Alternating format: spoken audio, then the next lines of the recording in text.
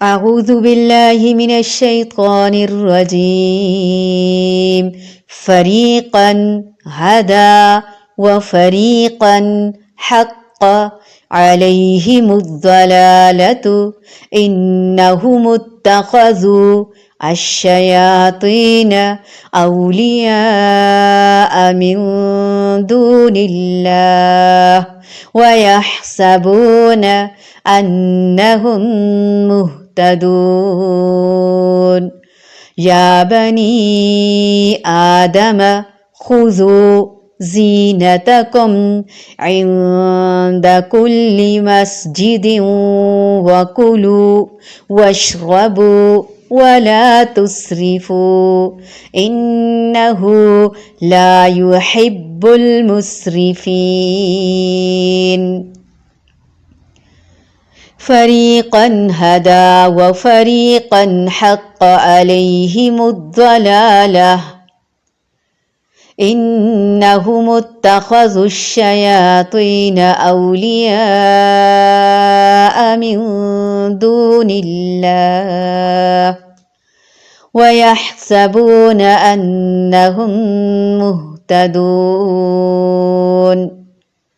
يا بني آدم خذوا زينتكم عند كل مسجد وكلوا واشربوا ولا تسرفوا إنه لا يحب المسرفين إنه لا يحب المسرفين فریقاً ایک گروہ کو ہدا اس نے ہدایت دی و فریقاً اور ایک گروہ حق چسپاں ہو گئی علیہم ان پر الضلالۃ گمراہی انہم بے شک وہ اتخذو انہوں نے بنا لیا الشیاطین شیاطین کو اولیاء دوست من دونی سوائے اللہ اللہ تعالی کے ویحسبون اور وہ سمجھتے ہیں انہم بے شک وہ مہتدون ہدایت یافتہ ہیں یا بنی آدم اے بنی آدم خذو اختیار کرو زینتکم زینت اپنی عند کل مسجد ہر نماز کے وقت وکلو اور کھاؤ واشربو اور پیو ولا اور نہ تسرفو تم اسراف کرو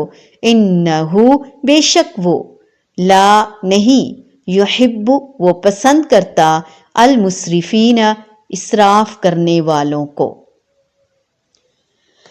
بعض لوگوں کو اللہ تعالیٰ نے ہدایت دی ہے اور بعض پر گمراہی ثابت ہو گئی ہے۔ ان لوگوں نے اللہ تعالیٰ کو چھوڑ کر شیطانوں کو دوست بنا لیا ہے اور خیال رکھتے ہیں کہ وہ راست پر ہیں، وہ حق پر ہیں۔ اے اولاد آدم تم مسجد کی ہر حاضری کے وقت اپنا لباس پہن لیا کرو اور خوب کھاؤ اور پیو اور حد سے مت نکلو، بے شک اللہ تعالیٰ حد سے نکل جانے والوں کو پسند نہیں فرماتا۔ آیت میں زینت سے مراد لباس ہے۔ اس کا سبب نزول بھی مشرکین کے ننگے طواف سے متعلق ہے، اس لیے انہیں کہا گیا کہ لباس پہن کر اللہ تعالیٰ کی عبادت کرو اور طواف کرو۔ اسراف حد سے نکل جانا کسی چیز میں یہاں تک کہ کھانے پینے میں بھی ناپسندیدہ ہے۔ ایک حدیث مبارکہ میں نبی کریم صلی اللہ علیہ وآلہ وسلم نے فرمایا جو چاہو کھاؤ جو چاہو پہنو البتہ دو باتوں سے گریز کرو، اسراف اور تکبر۔ بعض سلف کا قول ہے کہ اللہ تعالی نے وَكُلُوا وَاشْرَبُوا وَلَا تُسْرِفُوا اس آدھی آیت میں ساری طب کو جمع فرما دیا۔ بعض کہتے ہیں کہ زینت سے مراد وہ لباس ہے جو آرائش کے لیے پہنا جاتا ہے، زیبائش کے لیے پہنا جاتا ہے، جس سے ان کے نزدیک نماز اور طواف کے وقت تزئین کا حکم نکلتا ہے، زینت کا حکم نکلتا ہے۔ اس آیت سے نماز میں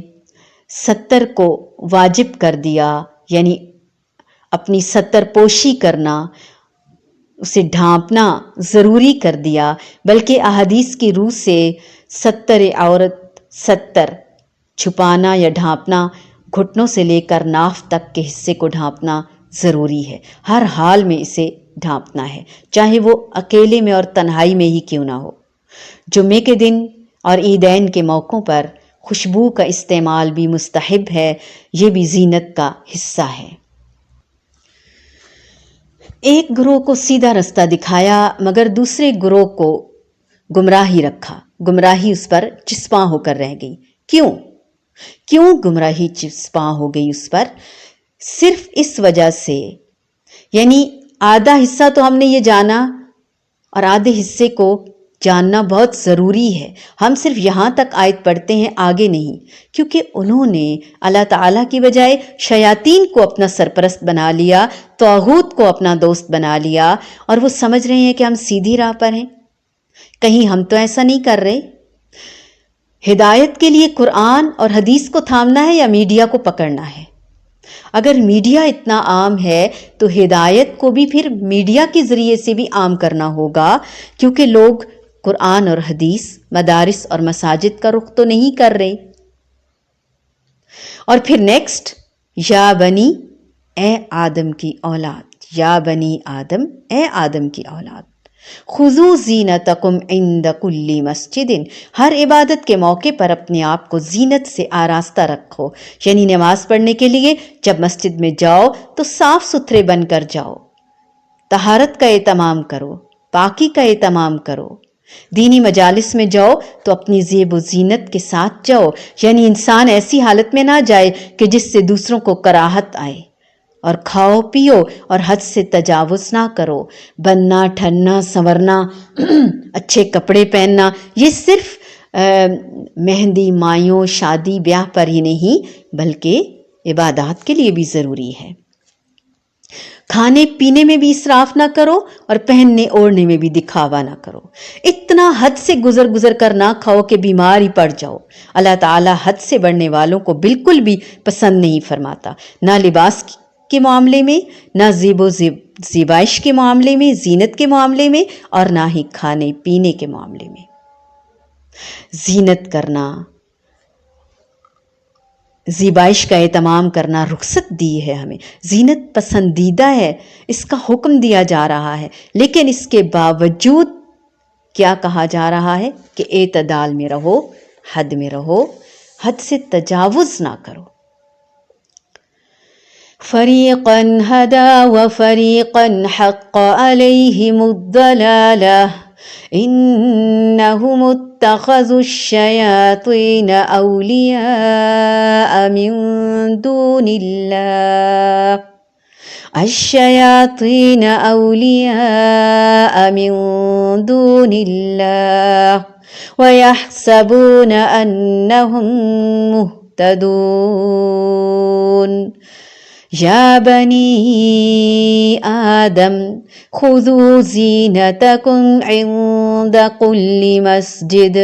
وکلوا واشربوا ولا تسرفوا انہ لا يحب المسرفین۔